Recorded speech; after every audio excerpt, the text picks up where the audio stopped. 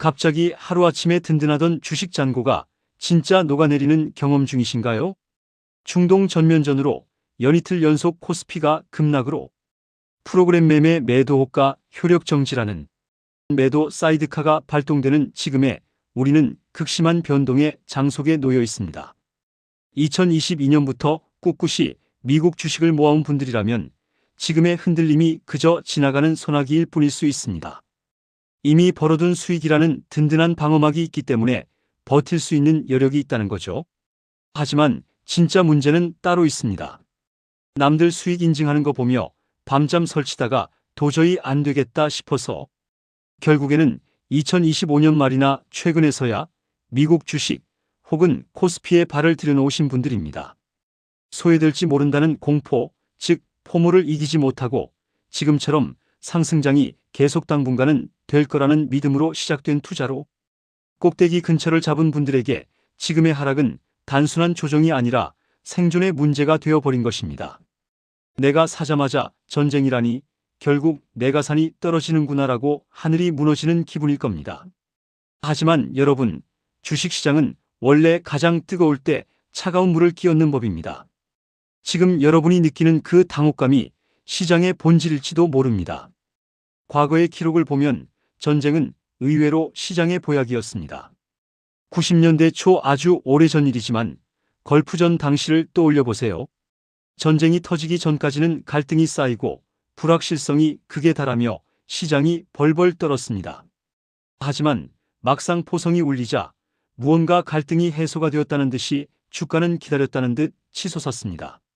전쟁 발발 시점을 기준으로 지수는 4년 동안 무려 70% 넘게 올랐죠. 그때 당시에는 엄청난 일이었으며 실제 있었던 일이자 기록입니다.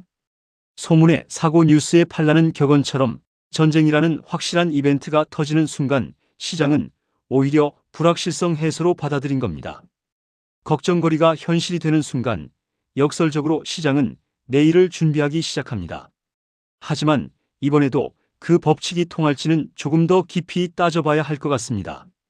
불행히도 이번 상황은 과거의 전쟁들의 화려한 반등과는 결이 조금 다릅니다. 우리 기억 속에 생생한 우크라이나 전쟁의 트라우마 때문이죠. 그때는 확연히 달랐기 때문입니다. 당시 전쟁은 단순히 총성으로 끝나지 않았습니다. 전 세계의 공급망을 처참하게 파괴했고 물가를 미친 듯이 끌어올렸습니다. 연준은 인플레이션을 잡겠다며 한 번에 금리를 0.75%씩 올리는 자이언트 스텝을 3번이나 밟았습니다. 전쟁 때문에 물가가 오르고 물가 때문에 금리가 오르니 주가는 힘없이 주저앉을 수밖에 없었죠. 이번 전쟁 역시 물가를 자극하는 흐름으로 간다면 과거의 공식은 깨질 수 있습니다. 우리가 지금 단순히 총소리만 들을 게 아니라 마트 물가와 금리 향방에 주목해야 하는 이유입니다. 지금 당장 계좌의 파란불을 보면 숨이 턱 막히실 겁니다. 팔아야 하나? 아니면 물타기를 해야 하나?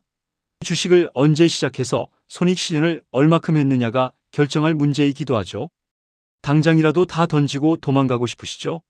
이럴 때일수록 스스로에게 냉정하게 물어봐야 합니다. 여러분이 처음 이 시장에 들어올 때 딱 한 달만 보고 들어오셨나요?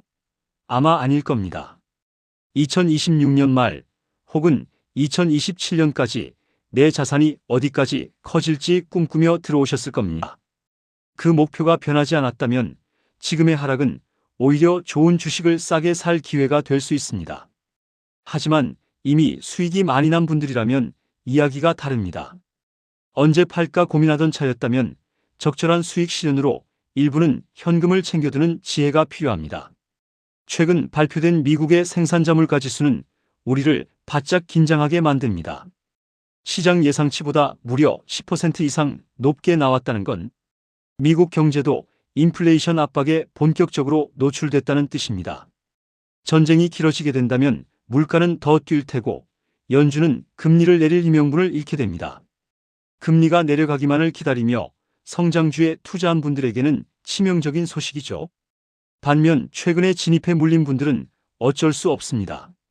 지금 여기서 던져버리기보다는 단가를 낮추며 버티는 저가 매수의 전략이 유효할 수 있습니다. 하지만 긴 호흡으로 투자해온 분들은 지금이 바로 포트폴리오를 점검하고 리스크를 관리해야 할 골든타임일 수 있습니다. 많은 분들이 이번 전쟁에 의아해하는 부분이 있습니다. 이란은 직접 나설 힘도 미국과 싸울 능력도 없다는데 왜 전쟁이 안 끝날 걸 걱정하냐고요? 중동의 판세는 우리가 생각보다 훨씬 복잡합니다. 이란은 뒤에서 하마스, 헤즈볼라, 후티 같은 무장단체, 반미 반이스라엘 성향의 무장단체들을 지원하며 대리전을 치릅니다.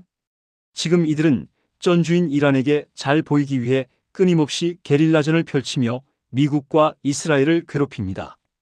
전쟁이 짧고 굵게 끝나는 게 아니라 진흙탕 싸움처럼 길어지면 물가는 계속해서 고통스럽게 우상향할 겁니다. 그렇게 되면 나스닥 같은 기술주 시장에는 아주 짙고 어두운 그림자가 드리워질 수밖에 없습니다. 그래서 이번 주가 아주 중요한 시기로 초단기전으로 끝날지 장기전의 서막일지 눈을 크게 뜨고 지켜봐야 하는 이유입니다. 또 하나 전쟁의 향방을 가를 핵심 키워드는 호르무즈 해협입니다. 이곳이 실제로 봉쇄되느냐 아니냐가 우리 지갑 사정을 결정합니다. 물리적인 봉쇄가 아니더라도 미사일이 오가는 바다에 어떤 배가 마음 편히 지나가겠습니까? 물류 대란은 피할 수 없는 현실입니다. 4일 현재 호르무즈 해협은 이란 혁명수비대 공격으로 사실상 전면 봉쇄나 다름없는 상황입니다. 우리나라 에너지 수급의 핵심 루트인 만큼 원유와 가스 가격 폭등은 불 보듯 뻔합니다.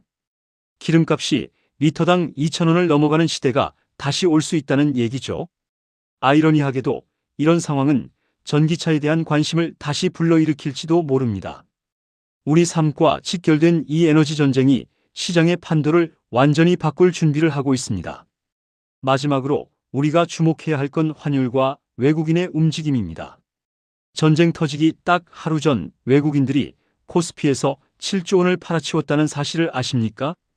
우리가 크게 느끼지 못했던 이유는 그 시간 기관과 개인들이 그만큼 사들여 지수는 버텼지만 정부의 빠른 그들은 이미 짐을 싸고 있었던 것이었습니다.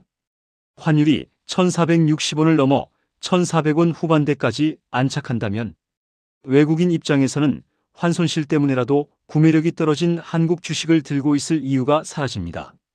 반도체 슈퍼사이클이라는 믿음으로 버티는 개미들과 시장을 떠나려는 외국인의 힘겨루기가 이번 주에 결정될 겁니다. 이번 주 지표들이 어디로 튀는지 꼭 확인하시고 냉정한 판단으로 여러분의 소중한 자산을 지켜내시길 바랍니다. 저도 끝까지 여러분 곁에서 실시간 정보를 전해드리겠습니다. 함께 이 위기를 기회로 바꿔보시죠. 구독과 좋아요 부탁드립니다. 감사합니다.